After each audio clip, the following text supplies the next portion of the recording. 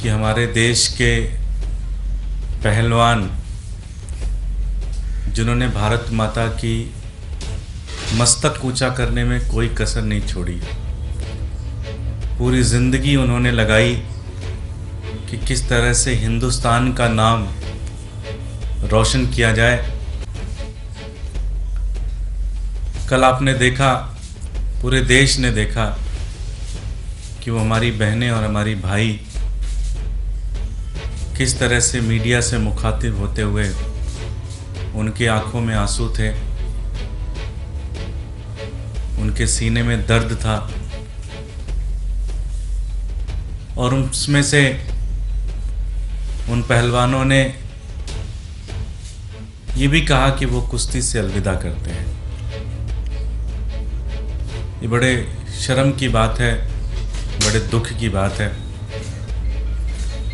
कि जब वो मेडल जीत कर आते हैं तो प्रधानमंत्री अपने घर पर उनको बुलाते हैं, उनसे चर्चा करते हैं, मीडिया का पूरा फुटेज प्रधानमंत्री खुद लेना चाहते हैं। लेकिन जब उन बच्चों के साथ, हमारे देश के बेटे बेटियों के साथ जब एक अपमानित घटना की गई तो उसकी एक बेसिक जांच भी नहीं कराई गई। और किस तरह से दिखा कि जो पूरा का पूरा सिस्टम है वो कैसे उन बच्चों को हराने में लगा हुआ था। मैं पीसी देख रहा था तो अंदर से बहुत दुख भी आ रहा था और गला भी दर्द रहा था कि जब इस तरह के पहलवान साथी जिनका देश दुनिया में हर कोई नाम जाता है, जब उनके साथ ये सिस्टम ऐसा कर सकता है तो आम लोगों के साथ क्या होगा। कई बार मोटिवेशन भी टूटता है कि क्या लड़ना चाहिए कि नहीं लड़ना चाहिए, क्या करना चाहिए क्या नहीं करना चाहिए। मैं गांधी जी की एक लाइन ये बताना चाहता हूँ कि गांधी जी ने एक जगह लिखा है कि जब वो निराश होते थे तो हमेशा सोचते थे कि इतिहास में ऐसा बहुत बार समय आया है जब हत्यारे, लुटेरे, दुराचारी अजेय दिखते हैं, लगता है ये तो कभी हार ही नहीं सकते। चाहे वो कंस हो, चाहे वो रावण हो, अपने समय में जब वो अपने चरम पे होते हैं तो ऐसा लगता है कि ये तो कभी हार ही नहीं सकते।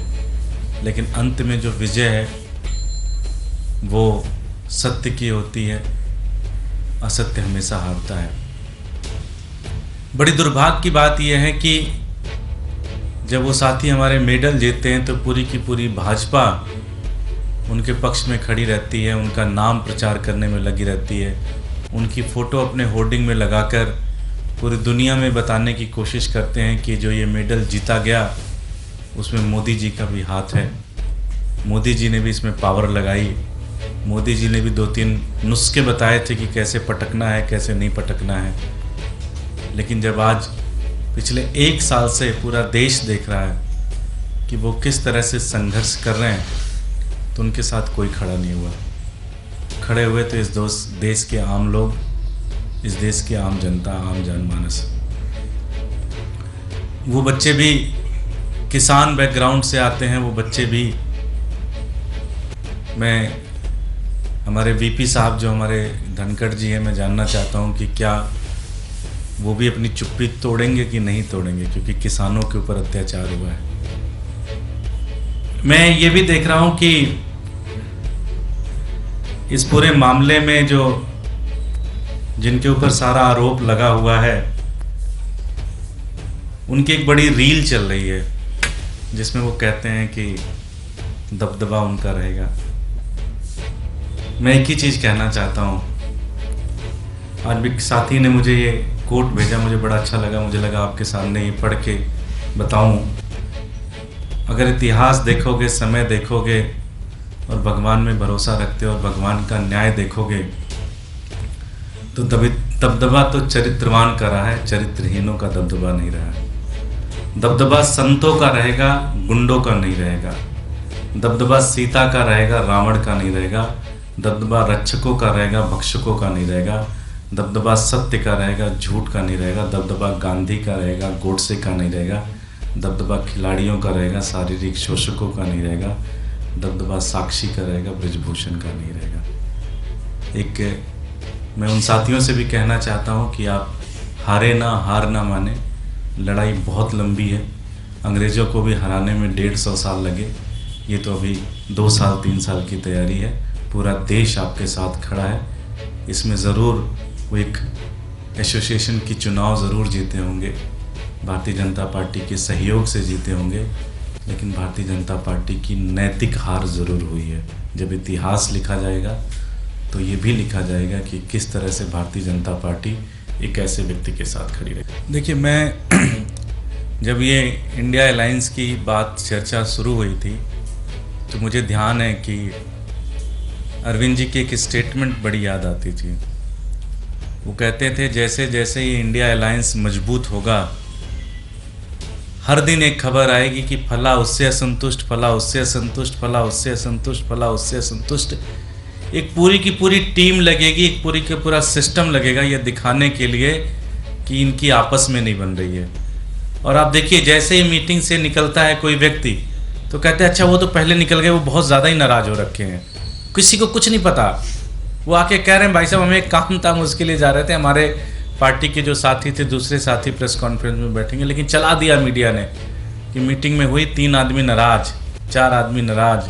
तो ये तो चलेगा, ये तो पूरी आप ये समझिए कि पूरी एक टीम है जिसके ऊपर काम कर रही है, जो ये दिन भर चलाएगी कि नीतीश जी नाराज़ हो गए हैं, केजरीवाल जी नाराज़ हो गए हैं, ममता जी नाराज़ हो गई हैं, फिर पता चला फला आदमी नाराज़ हो गया है, फिर धमाका आदमी नाराज़ हो गया। ये चलता रहेगा। इसके लिए तो मेंटली तैयार रहिए। निश्चित रूप से जो देश में पिछले कई महीनों से जो दिख रहा है, कई सालों से जो दिख रहा है, आप देखिए उन्होंने इलेक्शन कमीशन के चुनने में, अगर मैं करेक्ट हूँ तो सीजीआई का एक रोल होता था। सीजीआई की एक कमेटी होती, 3 लोगों की कमेटी होती थी, उसमें से उन्होंने सीजीआई को हटाने का प्रस्ताव लेके आ गए।